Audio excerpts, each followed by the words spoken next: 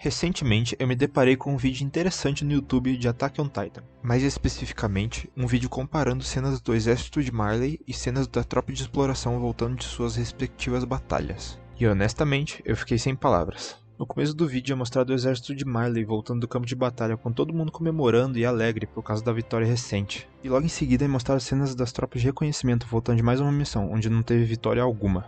Mas por que essas cenas são tão diferentes uma da outra?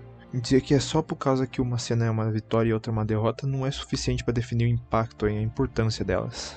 Pelo que eles lutavam, por quais razões, qual deles estavam lutando pela coisa certa, e o que é o certo nesse caso. Eu sou o Jejo e é nisso que eu pretendo me aprofundar nesse vídeo analisando esses dois lados de Attack on Titan.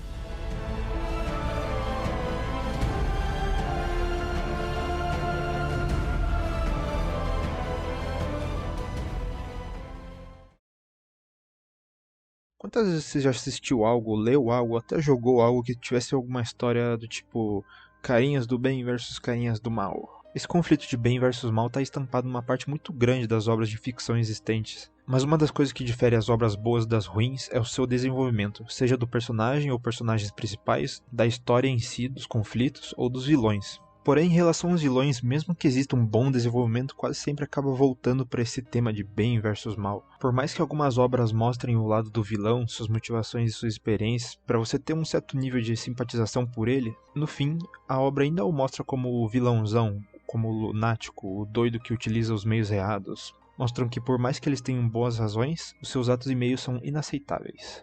E isso não está errado. Obras têm diferentes objetivos e diferentes propósitos, e essa forma de apresentar os vilões não é ruim de forma alguma. Mas quando foi a última vez que você se deparou com algo que te fizesse parar e pensar? Carai, praticamente não tem um lado errado nessa história. Não necessariamente pensar que o vilão está certo, mas sim pensar nos dois lados como um todo, como duas faces de uma mesma moeda. Attack on Titan parece começar com essa premissa de bem versus mal no nível bastante preto e branco, e faz o espectador acreditar nisso fortemente. Ah, é óbvio que os titãs são ruins. Eles querem destruir a humanidade, portanto, humanos bons, titãs ruins.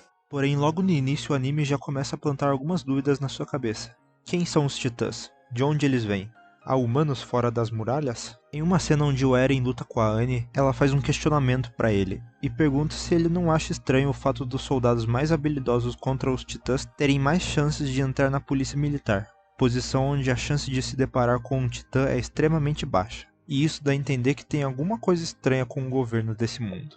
Tem também a revelação que o Eren pode se transformar em titã, dando a entender que existe uma pequena chance de titãs serem seres humanos. E o interessante é que quanto mais você assiste, mais esse aspecto preto e branco se quebra. Na segunda temporada temos o governo escondendo o fato de que há titãs dentro das muralhas e Ymir, Bertholdt e Reiner se revelando titãs, reforçando a ideia, junto com a situação da Vila do Cone, de que titãs são seres humanos. Já na primeira parte da terceira temporada, temos todo o arco político do rei sendo uma fraude, perseguição, o pai do Eren roubando o fundador e massacrando a família real, dentre outras. Porém, o momento que esse aspecto preto e branco se quebra mesmo é obviamente na fantástica revelação do Porão. Ela não só responde a maioria das dúvidas de forma satisfatória e coerente, mas também expande todo o universo de Attack on Titan, e é isso que faz dela especial. Não é uma reviravolta barata que só tá lá pra te deixar em choque, sem acrescentar nada à história. É algo que, se você assistir o anime inteiro de novo, você tem uma outra visão das coisas, um novo entendimento,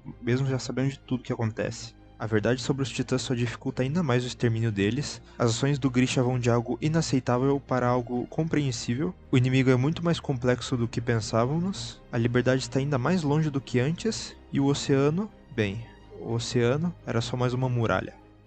Agora, no começo da quarta temporada é mostrado todo um ponto de vista dos Marleyanos, e no decorrer da temporada sua visão de certo e errado é completamente esmagada. O Reiner é a maior prova viva disso. Ele é apresentado como um cara bem maduro, firme e de confiança.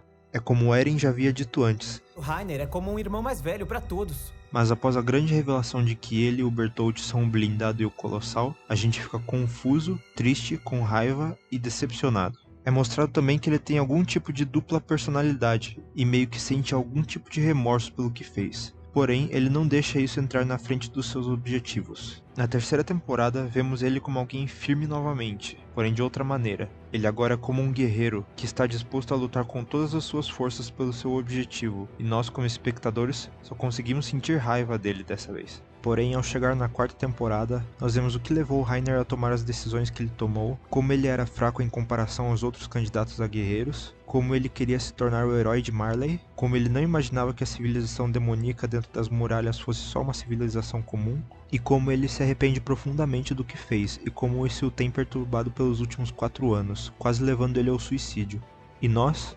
Bem, nós compreendemos ele, sentimos pena dele. Podemos ter raiva dele ainda, mas com essa visão a gente entende pelo que ele passou e todas as circunstâncias que o levaram a cometer seus atos. Marley manipulou ele e todos os outros guerreiros eldianos. Eles não tinham culpa, afinal, eles eram apenas crianças. E nós percebemos essa manipulação nas próximas crianças guerreiras Gabi, Falco, Udo e Zolfia, quando vemos eles dando tudo de si para ganhar o reconhecimento de Marley, mesmo que esse reconhecimento seja só a oportunidade de ser um eldiano com purpurina e glitter. Mas voltando na cena do início, a gente consegue ver a felicidade dos soldados voltando para casa por terem completado sua missão. As famílias dos soldados sentem orgulho e alívio por eles terem voltado para casa. E quanto a Gabi, ela sabe que vai ganhar uns pontinhos extras com a liderança do exército por ter arriscado a vida e ter conseguido explodir um dos canhões anti-titã, o que facilitou na batalha do Forte Eslava contra o Oriente Médio. E apesar das perdas, tudo deu certo no fim, todos estão contentes e alegres, e é mais uma vitória para a glória de Marley. Agora, indo para a situação da Ilha de Paradis, desde o início os inimigos são fortes, gigantescos e misteriosos. Não há informação do inimigo, não há informação do que há além das muralhas, não há informação de absolutamente nada. A única informação que há é que a humanidade está à beira da extinção por causa deles. O objetivo da tropa de exploração é contra-atacar e descobrir os mistérios envolvendo os titãs, mas o poder dos titãs é muito maior. Attack on Titan sempre se destacou por estabelecer esse tom de perigo dos titãs. Não sei quanto a vocês, mas particularmente quando eu vejo algum filme de ação, o que me incomoda um pouco e sempre tira um pouco da minha imersão é a falta desse senso de perigo. Essa não, aliens estão atacando a cidade, o que vamos fazer? O filme procede em mostrar um total de 0 mortes e 0 consequências. Mesmo que tenha prédios explodindo e caralho a 4, tu não vê nada muito concreto. Os prédios caem, explodem uns bagulho, acaba o conflito, o dia está salvo e acabou. Porém, no arco de Trost, esse tom é muito bem estabelecido. Claro, até antes desse arco a gente já tinha visto o terror dos titãs, com a morte da mãe do Eren e mais algumas pessoas, mas tudo isso foi mais para estabelecer nossa empatia e sentimentos com o protagonista e também com as pessoas desse mundo. Depois disso até parece que o anime vai para um lado mais genérico de ação. 5 anos se passaram, nós treinamos muito e demos tudo de nós. Chegou a hora da humanidade revidar. Com o poder da amizade, nós venceremos todos os obstáculos pela frente. Se o episódio tivesse acabado aí, todo mundo ia pensar que o resto ia ser aquela coisa meio genérica, que tá todo mundo acostumado. Mas felizmente o episódio não acaba aí. E aí, cambada, qual é a boa, mano? A gente tá fudido! O arco de Trost define algumas coisas para a obra toda. Ele define que ninguém está seguro, que ninguém está realmente preparado, o poder da amizade é o meu ovo e que pode dar merda a qualquer momento. O arco faz de tudo para te deixar em pleno choque, desde a morte dos cadetes que acabamos de conhecer, a destruição da muralha, até a aparição do Colossal e tudo o resto, definindo muito bem o tom pro resto da série. Mas voltando para a tropa de exploração, por que todos voltam desse jeito, tristes e sem esperança alguma? Porque eles se veem incapacitados contra os titãs. Eles não conseguem fazer progresso de forma alguma. Todas as mortes e perdas estão sendo em vão. As missões chegam num nível onde eles não lutam mais para contra-atacar ou para progredir, mas sim para sobreviver. No fim de cada expedição, os soldados não voltam felizes para casa, nem voltam com honra.